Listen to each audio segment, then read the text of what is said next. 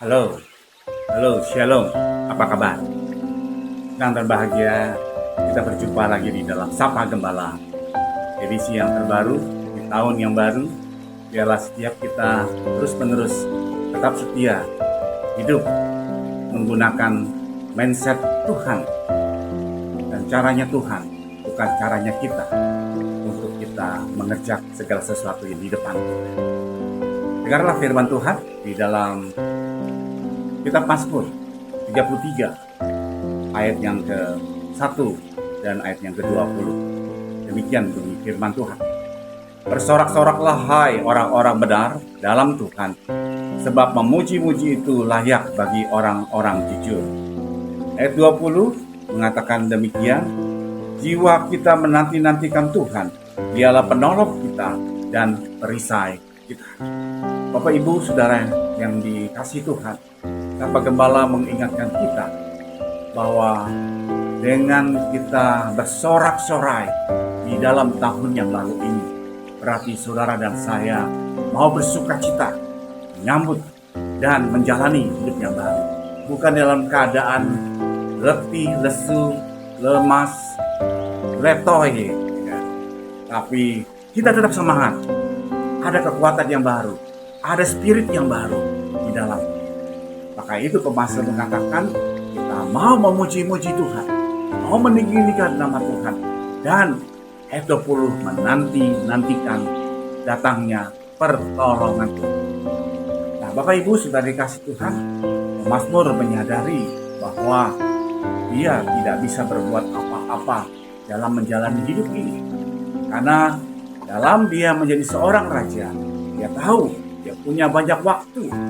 Bagaimana waktu dia memimpin, bagaimana dia waktu melakukan tindakan-tindakan untuk mengalahkan musuh-musuh yang diperintahkan untuk menjadi seorang pemenang dari musuh-musuhnya. Oleh sebab itu saudara, bagaimana dia mengandalkan Tuhan, mengandalkan kekuatan daripada Tuhan. Walaupun kita tahu bahwa Daud yang lalu adalah Daud yang juga punya persoalan. Dia kalah dengan seorang wanita yang membuat dia nafsu birahinya, dan dia akhirnya membunuh dan menikahi orang yang bukan adalah istrinya. Dan situlah menjadi satu kegagalan dari tokoh Alkitab.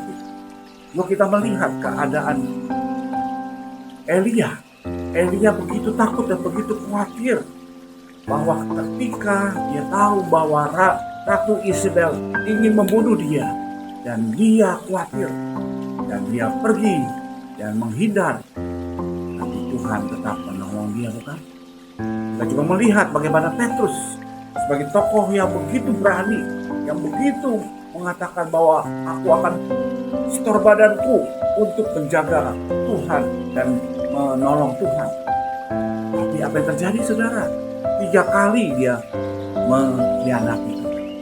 3 kali dia menjual nama Tuhan yang seharusnya dia tahu, tapi dia tidak mengenalnya. Nah, kita melihat Rasul Paulus di masa-masa kejayaan dia sebagai seorang pemimpin, tapi Paulus yang dahulu bernama Saulus, akhirnya Tuhan berintervensi atasnya dan Tuhan memanggilnya menjadi murid dan menjadi rasul. Saudara, Bapak Ibu sudah dikasih Tuhan. Kehidupan orang percaya adalah kehidupan yang seharusnya melihat pertolongan datang dari Tuhan atas hidupnya. Dia tidak mau hidup di dalam terus-menerus di dalam waktu-waktu secara relatif saja, begitu saja. Tapi dia tahu ada satu kesempatan. Nah, di Alkitab menjelaskan kesempatan itu harus diraih, yaitu bicara tentang kairos, supaya kesempatan itu jangan dia lalui.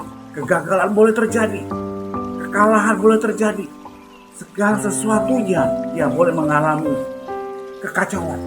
Tapi saudara, dia harus bangkit, dia harus bangkit, dan dia harus keluar dari masalah itu.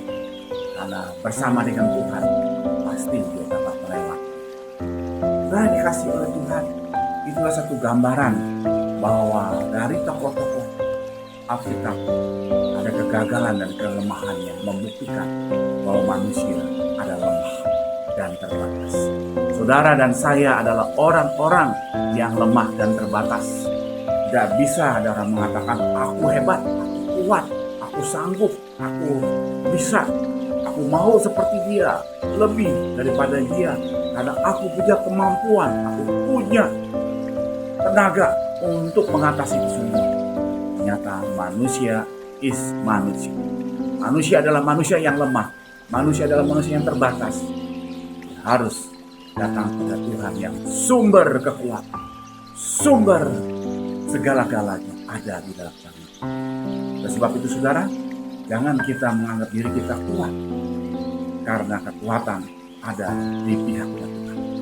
Dan biarlah kekuatan dari Tuhan hidup di dalam diri kita yang lemah, supaya yang lemah menjadi kuat oleh karena tangan Tuhan yang menopang kita. Bapak Ibu saudara dikasih Tuhan, kita tahu bahwa Tuhan akan menolong kita. Itu dijembatani oleh yang disebut kasih karunia atau anugerah dari Tuhan atas diri kita, supaya kita tidak jatuh, supaya kita tidak ke dalam masuk jurang yang lebih dalam, tapi kita keluar dari jurang yang dalam menuju tempat yang lebih layak dan lebih baik. Sebab itu saudara, biarlah kasih karunia yang menjembataninya itu hidup di dalam diri kita, hidup di dalam diri saudara, dan hidup di dalam semua umat Tuhan di tahun 2024 ini, supaya hidup kita adalah hidup yang mengandalkan Tuhan di atas segala-galanya. Berarti saudara, kalau kita sudah mau mengandalkan Tuhan, berarti otomatis saudara harus menyalipkan kedagingan kita, menyalipkan keakuan kita, menyalipkan segala egonya kita dan kearoganan kita.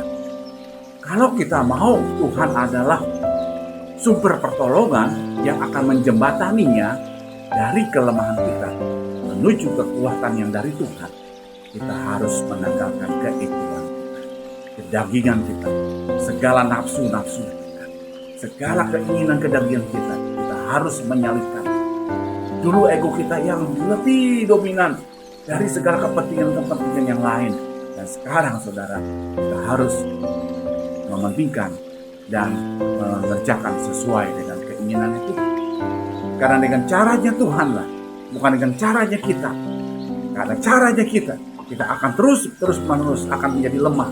Tapi dengan caranya Tuhan, saudara akan melihat pertolongan itu datang dari Dia yang menopang kita, yang tidak pernah meninggalkan kita, yang sanggup menopang kita dan sanggup memelihara kita. Yang ketiga, Bapak Ibu, kalau kita sudah tahu bahwa saudara dan saya adalah orang yang lemah, kita membutuhkan pertolongan Tuhan melalui kasih karunia Tuhan yang intervensi, yang menjembataninya, supaya kita menuju kepada yang hal. Setelah itu kita menanggalkan keegoan kita. Berarti saudara, yang ketiga, saudara dan saya menjadikan Tuhan hidup di dalam kita, hidup di dalam diri kita. Aku bukannya aku lagi, hidupku bukannya aku lagi, tapi Tuhan Yesus yang hidup di dalam diri aku.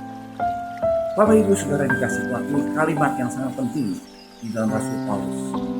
Paulus mengatakan di Galatia pada jemaat-jemaat di Galatia, hidupku bukannya aku lagi, tapi Tuhan Yesus yang hidup di dalam diri aku.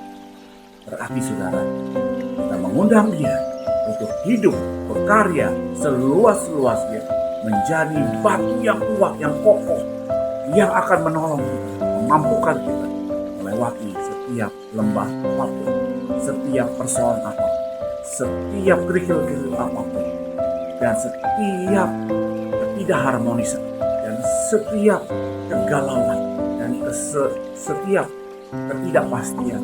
Tuhan akan memampukan kita melewati itu semua. Yakinkan diri saudara, tetap memandang kepada Dia. Hanya kepada Dia saudara dapat melanjutkan langkah dengan penuh keyakinan bahwa Tuhan beserta kita. Tetap semangat,